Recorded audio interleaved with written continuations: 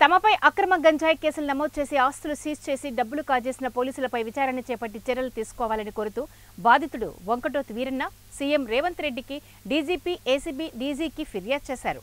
ఈ మేరకు ఫిర్యాదు చేసినట్లు స్పష్టం చేశారు. మలక్పేట కళ్యాణ్ నగర్లో హైకోర్టు న్యాయవాది రాపోలు భాస్కర్ నివాసంలో ఏర్పాటు చేసిన సమావేశంలో బాధితుడు వివరాలను వెల్లడించారు.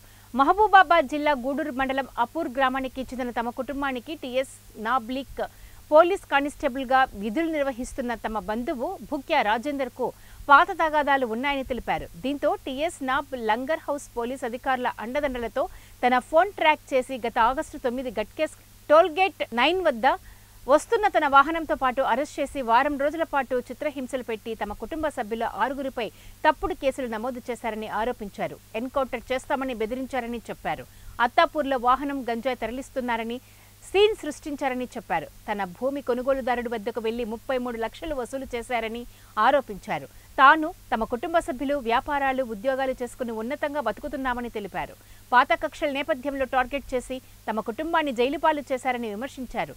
తమ అక్రమ అరెస్ట్ అయిన సమయంలో తమ కుటుంబ సభ్యులు కోర్టులో హబీస్ కార్పస్ పిటిషన్ వేయకుండా నిర్బంధంలో ఉంచారని చెప్పారు. 10 నెలలుగా పోలీసులు వేధింపులకు గురి చేస్తున్నారని, తమ కుటుంబం తీవ్ర మానసిక క్షోభను అనుభవిస్తుందని వెల్లడించారు. కోర్టు బెయిల్ మంజూరు చేయడంతో 6 నెలల రిమాండ్ తర్వాత విడుదల అయ్యామని, అయినా పోలీసులు బెదిరింపులు ఆగడం లేదని తెలిపారు.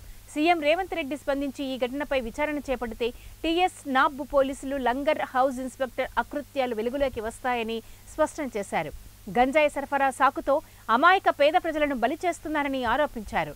విచారణ చేపట్టి బాధితులకు న్యాయం చేయాలని కోరారు.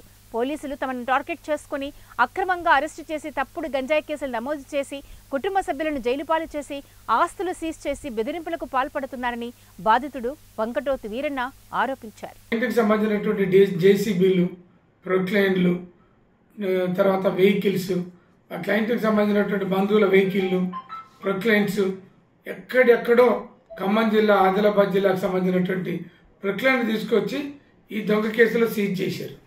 విషయం ఏంటంటే, ఆశ్చర్యకరమైనటువంటి అంశం ఏంటంటే, ఒక పోలీసులు దొంగ సొమ్ముని ఏ రకం కూడా వాడుకోకూడదు. ఒకవేళ నిజంగానే వాళ్ళ కేసులు వాళ్ళు చెప్పేదే కరెక్ట్ అయితే 40 లక్షల రూపాయలు మా క్లయింట్ భూమి అమ్మినటువంటి వ్యక్తి దగ్గర ఈయన పేరుతోటి బెదిరించి 40 లక్షల రూపాయలు తిని వాళ్ళు తీసుకొని నన్ను గల్లబట్టుకొని ఇంకా నన్ను కొట్టి లోపల కూర్చోబెట్టడము.